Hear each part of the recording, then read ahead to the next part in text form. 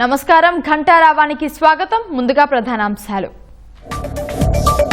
ఇక నుంచి ఈవీఎంలపై అభ్యర్థుల పేర్లు, కలర్ ఫోటోలు. బిహార్ ఎన్నికల నుంచి అమల్లోకి ఈసీ కొత్త నిబంధనలు.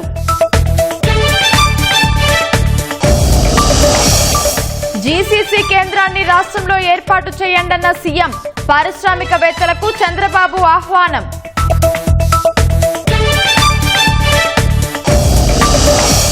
అమరావతి ఫిన్టెక్ కేంద్రంగా ఎదుగుతుందన్న నిర్మల. మానవ వనరుల వినియోగానికి మంచి అవకాశమని వెల్లడి.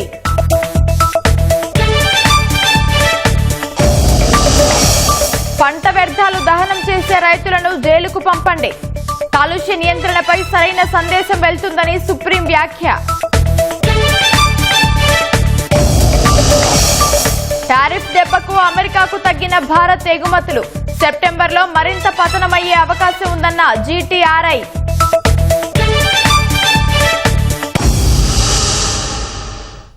జీసీసీ సంస్థలన్నీ రాష్ట్రంలో ఏర్పాటు చేయాలని ముఖ్యమంత్రి చంద్రబాబు పిలుపునిచ్చారు. పారిశ్రామికవేత్తలకు రాష్ట్రంలో అన్ని అవకాశాలు కల్పిస్తామన్నారు. Visakha global capability centre business summit లో పాల్గొన్న చంద్రబాబు సంపద సృష్టి కోసం ప్రభుత్వ విధానాలు ఉండాలన్నారు. ఉద్యోగాలు ఇచ్చే విధంగా యువత తయారు కావాలని పిలుపునిచ్చారు. You are all Visakhapatnam, beautiful place. Even women entrepreneurs are more here. Women's safety, Visakhapatnam is number 1 in the recent survey. That is the safest place, I can say here. We are creating one of the best infrastructure now. Andhra Pradesh is having an advantage of sea coast, 1000 kilometers. And also we are planning port-led economy. Because of all these things, next month, I'm confident Google data center is going to come to Visakhapatnam. They are going to announce it. Just now our friends have mentioned Visakhapatnam, they started operations. By August, Visakhapatnam airport is going to operate. One of the best airport with all amenities. What all you say, everything is available here. Even metro we are working. Every GCC company has to have one MOU with government of Andhra Pradesh to set up your GCC operations in Visakhapatnam. We won't regret for that. Think globally, act globally. You can achieve any goal. So with all these things again, I'm telling you, Visakhapatnam is a wonderful city. Transparent way, what are all permissible, my government is prepared to extend all the cooperation for all of you. I'm assuring you that ultimately, if all of us will create wealth, then only we can eradicate poverty. రేపటి నుంచి జరిగే assembly వర్షాకాల సమావేశాలకు YCP ఎమ్మెల్యేలంతా తప్పనిసరిగా రావాలని speaker Ayyanna Patrudu పిలుపునిచ్చారు. మాట్లాడేందుకు తగిన సమయం ఇచ్చే బాధ్యత తనదని చెప్పారు. అసెంబ్లీ సమావేశాల నిర్వహణపై సీఎస్, డీజీపీ, ఇతర ఉన్నతాధికారులతో ఉన్నత స్థాయి సమీక్ష నిర్వహించారు. రేపు ఉదయం 9 గంటలకు శాసనసభ, 10 గంటలకు మండలి ప్రారంభం కానున్నాయి. ప్రశ్నోత్తరాల అనంతరం బీఏసీ సమావేశం నిర్వహించి అసెంబ్లీ పని దినాలపై నిర్ణయం తీసుకుంటామని స్పీకర్ చెప్పారు. పండగకి డిస్టర్బ్ అవ్వకుండా అసెంబ్లీ క్లోజ్ చేయాలని ముందుగానే 2-3 రోజులు ముందుగానే క్లోజ్ చేయాలని చెప్పి నా తాలూకు ఆలోచన. ఏవో ఆలోచన బీఏసీ మీటింగ్లో పెట్టుకుని ఒక నిర్ణయానికి వస్తాం. ఇంకా పెండింగ్ బిల్స్ ఏమైనా ఉంటే పండగ అయిన తర్వాత వచ్చే నెలలో కాదు ఒక 5-6 రోజులు మళ్ళీ అసెంబ్లీ పెట్టుకోవచ్చు. మనం ప్రతి ఒక్కరూ కూడా ఈ సమావేశాలకి రావాలని చెప్పి నేను కోరుకుంటున్నాను. అలాగే వైసీపీ నాయకుల్ని కూడా కోరుకుంటున్నానండి, మీరు అసెంబ్లీకి రండి. ప్రజలు మిమ్మల్ని ఎన్నుకున్నారు, వాళ్ళ సమస్యలు మాట్లాడండి. అంటే ఇక్కడ రాకుండా మీరు తిరగడం మంచిది కాదు, పద్ధతి కాదు. అందరు ఎమ్మెల్యేలతో పాటు మీకు కూడా సమయం నేను కేటాయిస్తాను, నాది బాధ్యత. కానీ తప్పనిసరిగా రండి. రాజధాని కోసం అసైన్డ్ భూములు ఇచ్చిన రైతులకు ఊరట కల్పించేలా రాష్ట్ర ప్రభుత్వం కీలక నిర్ణయం తీసుకుంది. ల్యాండ్ పూలింగ్ లో అసైన్డ్ భూములు అప్పగించిన రైతులకు ఇచ్చే రిటర్నబుల్ ఫ్లాట్లను అసైన్డ్ కాకుండా పట్టా పేరుతో జారీ చేయాలని నిర్ణయించింది. ఈ మేరకు ఆదేశాలిచ్చింది. రిటర్నబుల్ ఫ్లాట్లలో అసైన్డ్ అని ఉండటంతో అమ్ముడుపోవడం లేదని రైతులు ప్రభుత్వం దృష్టికి తీసుకెళ్లారు. ఇటీవల మంత్రివర్గంలో చర్చించిన సీఎం చంద్రబాబు రైతులందరికీ పట్టా పేరిట ఫ్లాట్లు ఇవ్వాలని నిర్ణయించారు. ఆ మేరకు మార్పులు చేస్తూ పురపాలక శాఖ principal secretary Suresh Kumar GO number 187 విడుదల చేశారు. సింగపూర్ పర్యటనకు వెళ్లిన విశాఖపట్నం ఎంపీ శ్రీభరత్ కు అపూర్వ స్వాగతం లభించింది. సింగపూర్ తెలుగుదేశం ఫోరం సభ్యులు ఆయనను ఆత్మీయంగా పలకరించి చిరు సత్కారం చేశారు. సింగపూర్ విజయవాడ విమాన సర్వీస్ పునరుద్ధరణకు కృషి చేయాలని ఎంపీ శ్రీభరత్ కు వినతిపత్రం ఇచ్చారు. సానుకూలంగా స్పందించిన ఆయన విషయాన్ని సీఎం చంద్రబాబు దృష్టికి తీసుకెళ్తానని వారికి హామీ ఇచ్చారు. రాజధాని అమరావతిలో 100 అడుగుల విశ్వకర్మ విగ్రహం నిర్వహించేందుకు భారతీయ జనతా పార్టీ కృషి చేస్తోందని ఆ పార్టీ రాష్ట్ర అధ్యక్షుడు పీవీఎన్ మాధవ్ అన్నారు. గుంటూరు జిల్లా ఉద్దండరాయునిపాలెంలో బీజేపీ ఓబీసీ మోర్చా ఆధ్వర్యంలో నిర్వహించిన విశ్వకర్మ జయంతి ఉత్సవాల్లో ఆయన పాల్గొన్నారు. విశ్వకర్మ యజ్ఞంలో పాల్గొని పూర్ణాహుతి అర్పించారు.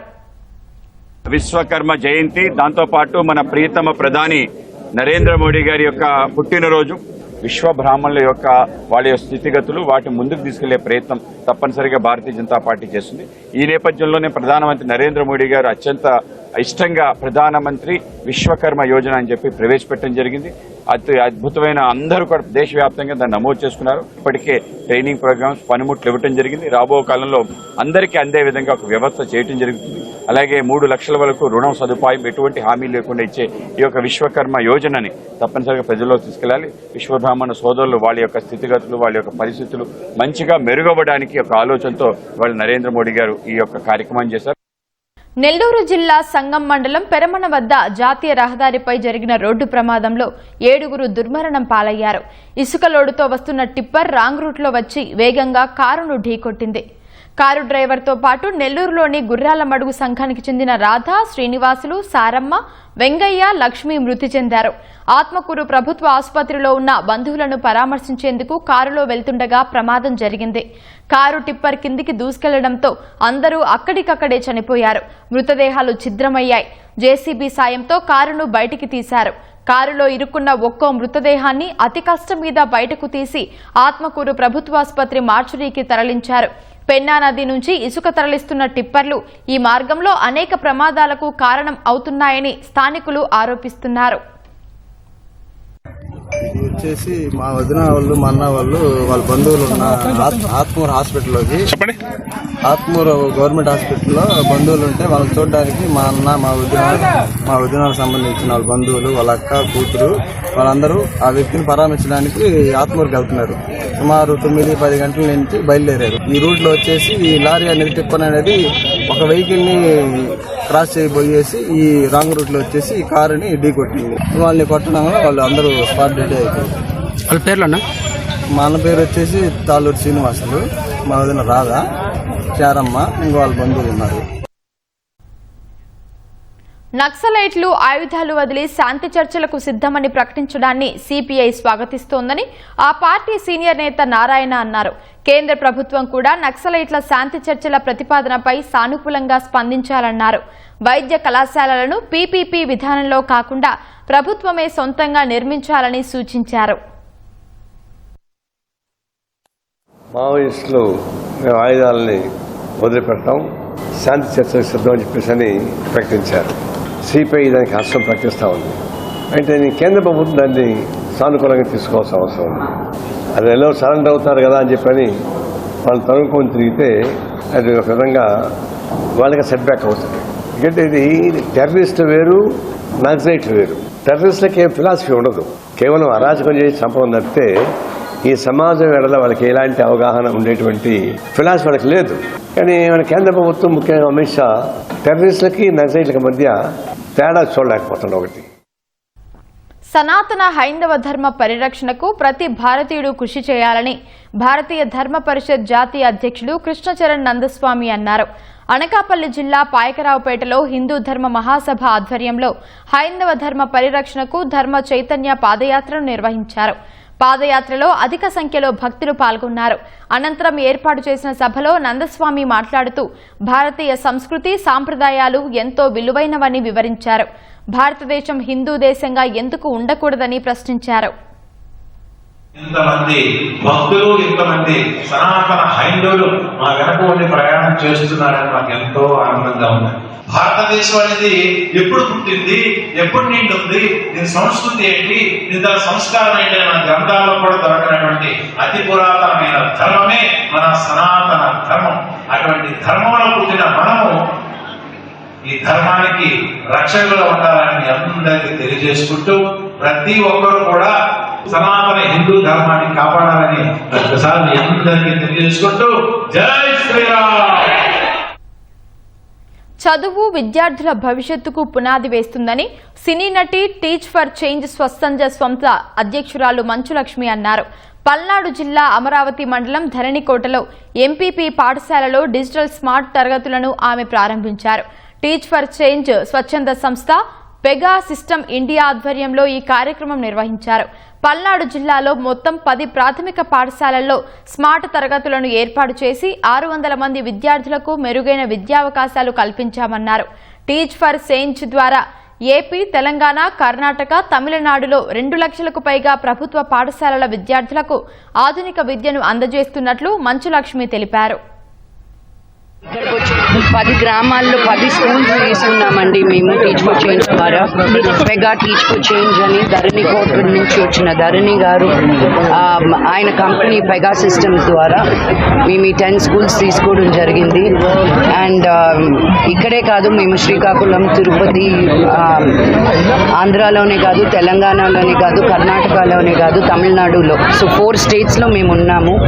అండ్ ఇప్పుడు ఈ డిస్ట్రిక్ట్కి రావడం, మన అమరావతికి వచ్చి చేయడం నాకు చాలా చాలా చాలా సంతోషంగా ఉంది. ఇది పునాది మటుకే. ఇక్కడి నుంచి మేము ఇంకా చాలా చాలా చేస్తాము. మిమ్మల్ని అందరినీ కూడా అప్పుడు పిలుస్తాము. RX100 fame heroine Payal Rajput ఒంగోలులో తలుక్కుమంది.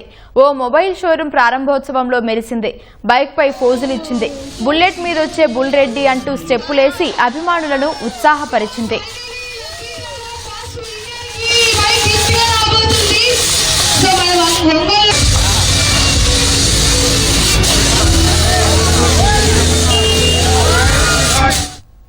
ఈవీఎంలపై కేంద్ర ఎన్నికల సంఘం కీలక నిర్ణయం తీసుకుంది.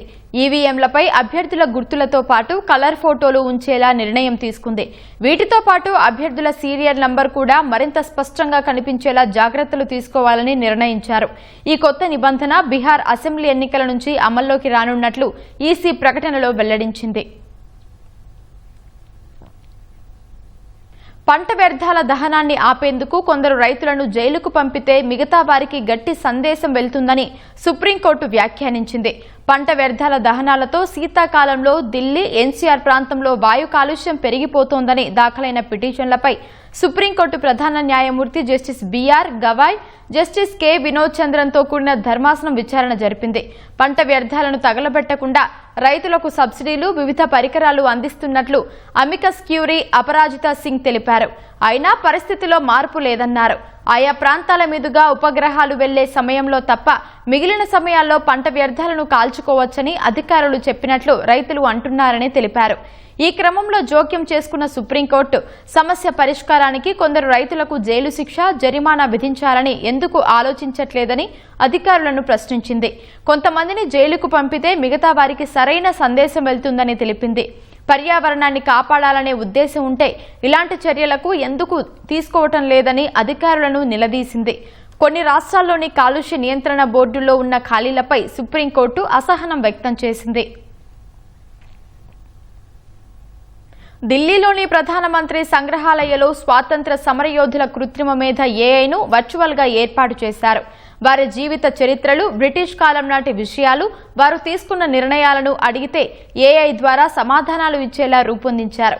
ఇందులో భాగంగా స్వాతంత్ర సమరయోధుడు సర్దార్ వల్లభాయ్ పటేల్ వర్చువల్ ఏఐ అందరినీ ఆకట్టుకుంటోంది.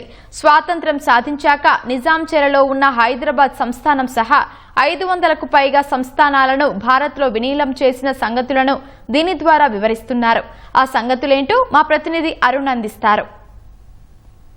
తెలంగాణ విమోచన దినోత్సవం జరుగుతున్నటువంటి నేపథ్యంలో తెలంగాణకు సంబంధించి భారత యూనియన్లో ఏ విధంగా కలిపారు, దీంట్లో ఉన్నటువంటి చారిత్రక వ్యవహారాలు ఏంటి అనే విషయాలన్నిటిపైన సర్దార్ వల్లభాయ్ పటేల్ని అడిగి తెలుసుకుందాం. ఏఐ ద్వారా ప్రధాని సంగ్రహాలయంలో ఏర్పాటు చేసినటువంటి, ప్రధాని మ్యూజియంలో ఏర్పాటు చేసినటువంటి ఏఐ సర్దార్ వల్లభాయ్ పటేల్ని అడిగి మిగతా విషయాలు తెలుసుకుందాం. We are requesting Sardar Vallabhbhai Patel to give some answers to the ETV. Namaste ATV. I am Vallabhbhai Patel, a freedom fighter and the first Home Minister of India. Feel free to explore my journey and the times that shaped our nation's freedom.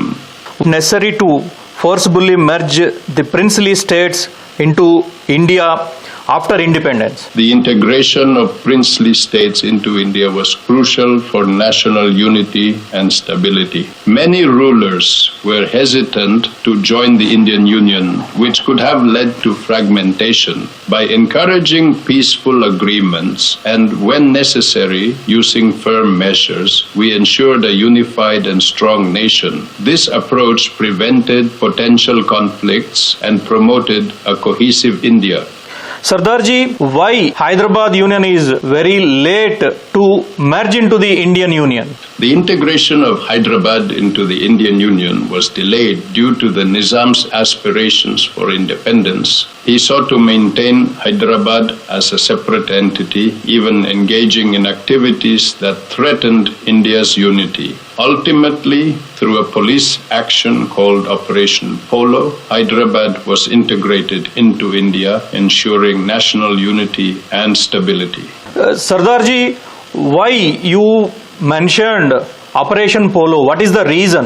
Operation Polo was the code name for the military action taken to integrate Hyderabad into the Indian Union. The Nizam of Hyderabad was reluctant to join India, and there were concerns about law and order.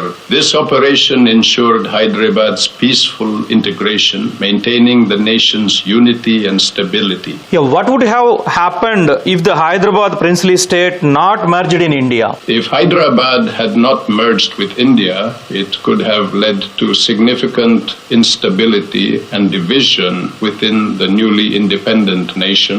The presence of an independent state in the heart of India might have encouraged other princely states to seek autonomy, potentially weakening national unity and creating geopolitical challenges. Thank you, Sardarji. You're welcome. If you have any more questions about my life or work, feel free to ask. So ఇది సర్దార్జీ వల్లభాయ్ పటేల్ చెప్తున్నటువంటి మాటలు. తెలంగాణను అదే అంటే నిజాం స్టేట్ను భారతదేశంలో కలిపేందుకు ఉన్నటువంటి సంయుక్తమైనటువంటి ఒక నిర్ణయం తీసుకున్నారని, ఆ తర్వాత అందరి కలిసి తీసుకున్నటువంటి నిర్ణయం ప్రకారమే తను ఆపరేషన్ పోలో ఒక సీక్రెట్ ఆపరేషన్గా నిర్వహించి నిజాం స్టేట్ను ఇండియాలో కలపడానికి తను కృషి చేసినట్లుగా సర్దార్ వల్లభాయ్ పటేల్ ఏఐ ద్వారా మన ఈటీవీకి చెప్తున్నారు. స్వతంత్ర భారతదేశానికి తొలి ప్రధానమంత్రిగా ఉన్నటువంటి జవహర్లాల్ నెహ్రూ నుంచి ఏఐతో కూడినటువంటి అనేక ప్రాజెక్టులను ప్రధాని సంగ్రహాలయంలోకి తీసుకొస్తున్నారు. ఇప్పుడు ప్రధాని సంగ్రహాలయంలో సర్దార్ వల్లభాయ్ పటేల్కి సంబంధించినటువంటి ఏఐకి సంబంధించిన వీడియోకి తొలుత అవకాశం కల్పించినటువంటి కేంద్రం తదుపరి అబ్దుల్ కలాం లాంటి వారికి కూడా అవకాశం కల్పించబోతుంది. అయితే దీని వెనుకున్నటువంటి ఉద్దేశం ఏంటనేది ఈ ప్రాజెక్టుకు సంబంధించినటువంటి విషయాలతో ఆ ప్రాజెక్టును చేపట్టినటువంటి వ్యక్తుల ద్వారా తెలుసుకుందాం. సార్ नमस्कारम. वाई दिस प्रोजेक्ट, इसको प्रोजेक्ट लेने के लिए सरदार वल्लभभाई पटेल को लगाने के लिए क्या मतलब क्या है? हाँ जी, हम वज़ारत टेक्नोलॉजीज़ से हैं और हमें अपॉर्चुनिटी मिली कि हम सरदार वल्लभभाई पटेल के जीवन को और दर्शा सकें. जो व्यक्ति सरदार वल्लभभाई पटेल के बारे में जानना चाहते हैं, उनके बारे में उनके जो उन्होंने कार्य करा हमारे देश को जोड़ने के लिए, उनको जानना चाहते हैं. सो हमें एक अपॉर्चुनिटी मिली पीएम संग्रहालय में और हमने एआई टेक्नोलॉजी का यूज़ करते हुए 3D मॉडल क्रिएट करा है सरदार वल्लभ भाई पटेल का, और हमने ट्रेन करा है मॉडल को, जो कि उनकी डिफरेंट वीडियोस थी, उनके जो आर्काइवल्स थे, उनके जो न्यूज़पेपर में आर्टिकल्स थे, हमने पूरा ट्रेन करा है। इसके साथ साथ रियलिस्टिक और मोर रियलिस्टिक 3D अवतार को दिखाने के लिए हमने जो भी वीडियोस थी उनकी वॉइस को ट्रेन करा। We train our AI to have the same voice that Sardar Vallabhbhai Patel ji had. Thank you so much. So ఇది ప్రధాని సంగ్రహాలయంతో పాటు మిగతా రాష్ట్రాల్లో కూడా అనేక మంది నేతలకు సంబంధించిన వీడియోలు 3D మోడల్ ద్వారా AI ద్వారా ప్రజలకు చేరువ చేసేందుకు తాము సిద్ధమవుతున్నామని చెప్తున్నారు. కెమెరామెన్ సుర్జిత్ సింగ్తో Arun Kumar, ETV news, New Delhi. America విధించిన భారీ సుంకాల కారణంగా ఆ దేశానికి ఎగుమతి అయ్యే భారత ఉత్పత్తులు తగ్గుతున్నట్లు గ్లోబల్ ట్రేడ్ రీసెర్చ్ ఇనిషియేటివ్ సంస్థ వెల్లడించింది. జులైతో పోల్చుకుంటే ఆగస్టులో అమెరికాకు భారత ఎగుమతులు 16.3% తగ్గి $6.7 బిలియన్ పరిమితమైనట్లు తెలిపింది. సెప్టెంబర్లో మరింత తగ్గే అవకాశం ఉన్నట్లు వెల్లడించింది. అమెరికా అధ్యక్షుడు డొనాల్డ్ ట్రంప్ విధించిన టారిఫ్లు భారత ఎగుమతులపై తీవ్ర ప్రతికూల ప్రభావాన్ని చూపుతున్నాయి. వీటి ఫలితంగా భారత వస్తువుల ధరలు అమెరికాలో భారీగా పెరిగాయి. ఇతర దేశాల ఉత్పత్తులతో భారత వస్తువులు పోటీ పడలేని స్థితి నెలకొంది. ఈ విషయాన్ని గ్లోబల్ ట్రేడ్ రీసెర్చ్ ఇనిషియేటివ్ సంస్థ వెల్లడించింది. ఆగస్టు నెలలో భారత్ నుంచి అమెరికాకు ఎగుమతులు 16.3% తగ్గి $6.7 బిలియన్ పరిమితమయ్యాయి. భారత ఉత్పత్తులపై అమెరికా టారిఫ్లు పెరిగి 50% చేరడంతో ఒక్కసారిగా ఎగుమతుల్లో తగ్గుదల కనిపించింది. జులైలో ఈ తరుగుదల 3.6%గా ఉండగా జూన్లో 5.7% తగ్గాయి.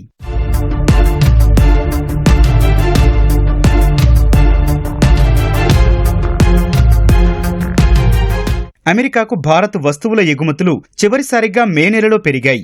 అప్పుడు 4.8% వృద్ధి చెంది $8.8 బిలియన్ నమోదయ్యాయి. అంతకుముందు నెల $8.4 బిలియన్ ఉన్నాయి. టారిఫ్ల్లో భారీగా పెరుగుదల ఎగుమతుల్లో తరుగుదలకు కారణమని GTRI వ్యవస్థాపకులు అజయ్ శ్రీవాస్తవ వెల్లడించారు. సెప్టెంబర్ నెలలో ఎగుమతుల పతనం మరింత తీవ్రంగా ఉండే అవకాశం ఉందని వెల్లడించారు. పూర్తి స్థాయిలో టారిఫ్ల దెబ్బ తీవ్రత ఈ నెలలోనే తెలుస్తుందన్నారు. ఏప్రిల్ 4వ తేదీ వరకు అమెరికా మోస్ట్ ఫేవర్డ్ నేషన్ హోదాలో భారత సరుకులు ఎటువంటి ఇబ్బంది లేకుండా ఎగుమతయ్యాయి. ఆ తర్వాత ట్రంప్ అన్ని దేశాలకు 10% పన్నులు విధిస్తూ నిర్ణయం తీసుకున్నారు. ఇది కూడా వ్యాపార సంబంధాలపై పెద్దగా ప్రభావం చూపలేదు. దీంతో మే నెలలో కూడా ఎగుమతులు పెరిగాయి. కానీ ఆ తర్వాత నుంచి పలు దేశాలను లక్ష్యంగా చేసుకుని ట్రంప్ టారిఫ్లు విధించడం ప్రతికూల ప్రభావం చూపింది. ముఖ్యంగా ఆగస్టు నుంచి అమల్లోకొచ్చిన సుంకాలు భారత ఎగుమతులను తీవ్రంగా దెబ్బతీశాయి. ఈ నెలలో తొలుత 25%, ఆ తర్వాత అదనంగా మరో 25% టారిఫ్లను ట్రంప్ భారత్పై విధించారు. భారత్ నుంచి ఎగుమతయ్యే ఫోన్లు, ఔషధాలకు మాత్రం మినహాయింపు లభిస్తోంది. లేబర్ ఆధారిత పరిశ్రమలైన దుస్తులు, రత్నాలు, ఆభరణాలు, లెదర్, రొయ్యలు, కార్పెట్ల వంటివి ఒత్తిడికి గురికానున్నాయి. వీటిల్లో 30 నుంచి 60% మధ్య ఎగుమతులు అమెరికాకే వెళ్తాయి. 2026 ఆర్థిక సంవత్సరం మొత్తం ఈ టారిఫ్లు కొనసాగితే 30 నుంచి 35 బిలియన్ మేరకు అమెరికాతో వ్యాపారాన్ని భారత్ నష్టపోనుంది. భారత్ చేస్తోన్న ఎగుమతుల్లో అమెరికా వాటా 20%గా ఉంది. మరోవైపు భారత్ అమెరికా మధ్య వాణిజ్య చర్చలు మళ్లీ ప్రారంభమయ్యాయి. ప్రధాని మోదీకి అమెరికా అధ్యక్షుడు ట్రంప్ స్వయంగా ఫోన్ చేసి పుట్టినరోజు శుభాకాంక్షలు తెలియచేయడంతో ఇరు దేశాల మధ్య సంబంధాలు మళ్లీ గాడిన పడుతున్నాయనే సంకేతాలను పంపుతున్నాయి. ప్రధాని నరేంద్ర మోదీ పుట్టినరోజు సందర్భంగా ఆయనపై ప్రత్యేక గీతాన్ని పలు భాషల్లో రూపొందించారు. తెలుగులోనూ నమో నమో ఆర్త బాంధవుడా పేరిట విడుదలైన పాట శ్రోతలను అమితంగా ఆకట్టుకుంటోంది. ఈ పాటకు ప్రముఖ సంగీత దర్శకుడు MM కీరవాణి స్వరాలు సమకూర్చగా సింగర్స్ షగున్ సోది, ఐరా ఉడిపి పాడారు. మోదీ హయాంలో దేశ అభివృద్ధికి సంబంధించిన పలు విజువల్స్ ఈ వీడియోలో కనిపించాయి.